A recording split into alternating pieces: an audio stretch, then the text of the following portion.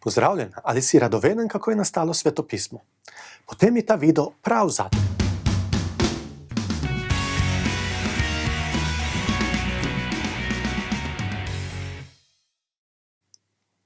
Svetopismo je sestavljeno iz Stare in Nove zaveze in vsebuje 66 knjig oziroma del, ki jih je pisalo 40 različnih avtorjev v več kot 1600 letih. Dogodki so se dogajali na 3 različnih celinah, popisani so bili v 3 različnih jezikih. Svetopismo vsebuje ogromno različnih tematik z eno osrednjo temo: Božji načrt odstranitve zla v človeštvu, ki se izpolni z življenjem in smrtjo in vstajenjem Jezusa Kristusa. Kaj je Biblija oziroma kaj je svetopismo? Vprašanje se zdi enostavno, kaj ne? Ali res vemo, kaj je svetopismo? Svetopismo je zbirka 66 knjig, 39 je v Stari zavezi in 27 je v Novi zavezi. To je knjiga, ki se začne s prvo Mojzesovo in konča z razodetjem. Vendar se ljudje niso vedno strinjali, katere določene knjige oziroma dela spadajo v svetopismo. Kako so se Judje in kristjani odločili, katera dela spadajo v svetopismo? Ko začnemo postavljati takšna vprašanja, naletimo na problematiko kanona. Kaj je kanon? Biblijski kanon ni kanon kamera ali kanon kot top. Kanon izhaja iz hebrejske besede kane in iz grške besede kanon, kar pomeni merilna palica.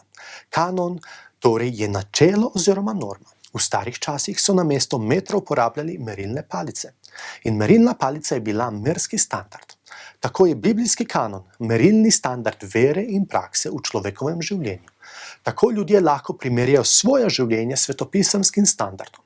Seveda, ne spadajo vsa hebrejska in krščanska dela v svetopisemski kanon, torej dela, ki spadajo v svetopismo, morajo prestati kanonski test.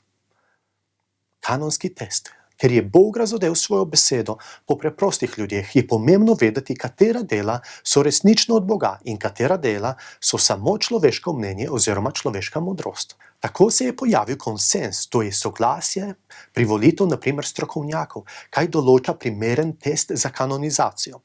Ta test se je osredotočil na 3 stvari, to so avtor, občinstvo in učenje. Prvi test. Avtor mora biti prerok ali preroško nadarjena oseba. Človeški avtor ne bi mogel nikoli poznati Božje volje, ne da bi mu Božji duh pomagal pri njegovem razumevanju Boga. Božji duh je moral imeti svojo roko pri pisnem procesu. Njegova prisotnost je zagotovila to, da je končni produkt bila Božja resnica in da je bilo to sporočilo pravilno posredovano. Drugi test. Občinstvo. Delo, ki je del biblijskega kanona, mora vplivati na vse generacije.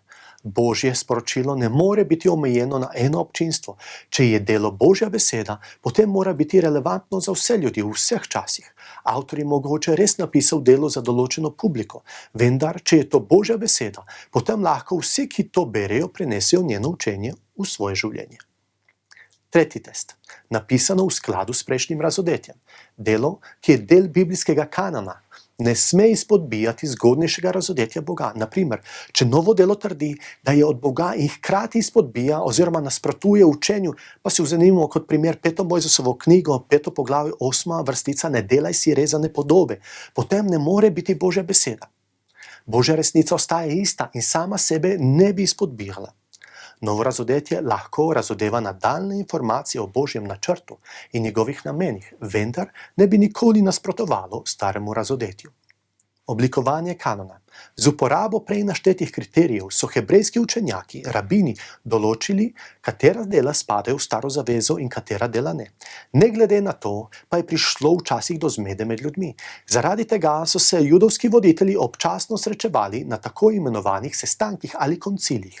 Eden takšnih sestankov se je odvijal v Jamniji, blizu današnjega Tel Aviva, proti koncu 1. stoletja našega štetja.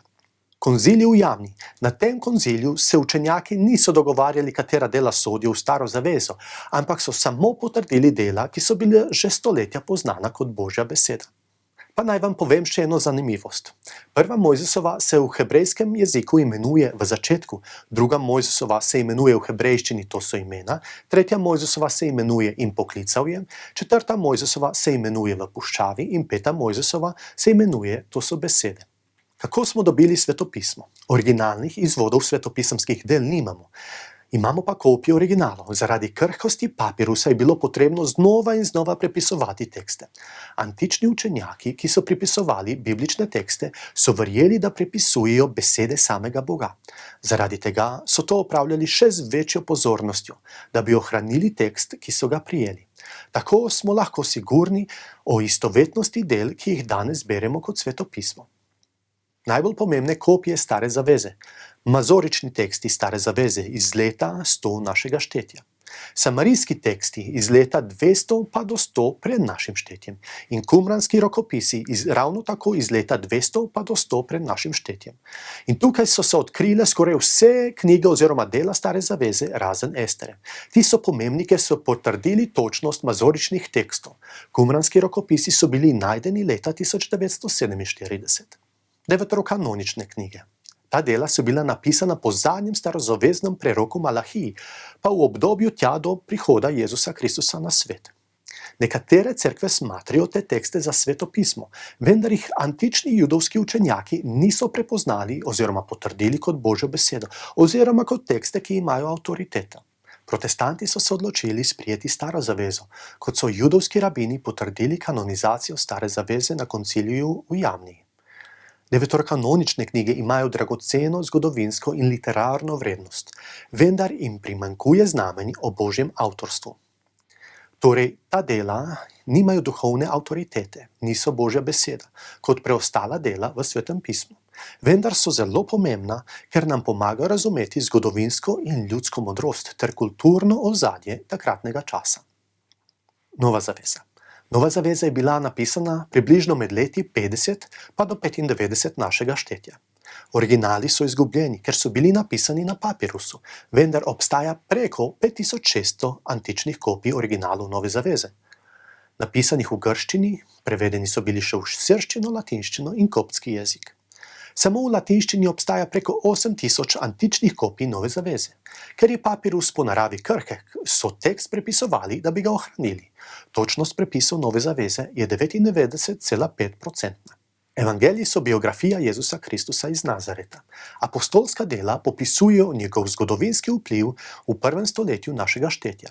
Pisma pa zadevajo teološka in praktična učenja, ki izhajajo iz opazovanja in učenja Jezusa Kristusa. Razodetje popisuje Jezusovo poročilo o prihodnosti. Kakšni so kriteriji za kanon Nove zaveze? Pravi kriterij kanona Nove zaveze je inspiracija oziroma navdih Svetega Duha. Piše tako: vse pismo je navdihnjeno od Boga in koristno za poučevanje, svarjenje, za poboljševanje in vzgojo v pravičnosti, da bi bil Božji človek popoln in pripravljen za vsako dobro delo. Vendar vprašanje je, kako je navdih predstavljen. Navdih v dokumentih Nove zaveze je podprt z njihovo notranjo soglasnostjo. Njihova soglasnost v center postavlja Jezusa Kristusa kot osebo in njegovo delo. Njihov navdih se najde oziroma je podprt z njihovimi moralnimi nameni oziroma dejstvi. Zgodovinsko pričevanje krščanske cerkve kaže, kakšen pomen si je tem dokumentom pripisoval, čeprav cerkev ni bila odgovorna za njihov navdih. Koncilij. Koncilij v Laodiceji leta 363 našega štetja. Cerkveni voditelji, prvotno iz pokrajine Firgije, so se strinjali, da se 27 del sedaj znanih kot Nova zaveza bere na bogoslužjih. Ti so sprijeli kanon Nove zaveze. 30 let kasneje, na tretjem konciliju v Kartagini leta 397, so izdali odlok, ki je določal kanon Nove zaveze. Ti so potrdili to, kar je koncilij v Laodiceji sprijel. Koncilij v mestu Hippo leta 419 je zopet potrdil kanon Nove zaveze, kot jo poznamo danes. Vendar, ne glede na vse te koncilije, izbor novozaveznih del sega vse nazaj do 1. stoletja našega štetja, ko so bili še živi nekateri apostoli oziroma njihovi učenci. Biblija, Sveto pismo, ni samo knjiga, ki je bila napisana za antične ljudi s sporočilom le zanje. Temveč je Božja beseda, ki govori tako nam v današnjih časih, kot je govorila Izraelcem v zgodovini.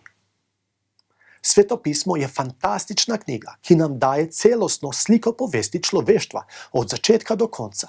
Ali vas zanima, kdaj in kako bo prišel konec sveta? Vzemite jo v roke in jo počasi preberajte, ob tem pa prosite Boga, naj vam odpre duhovne oči, da lahko spoznavate tudi njeno duhovno globino.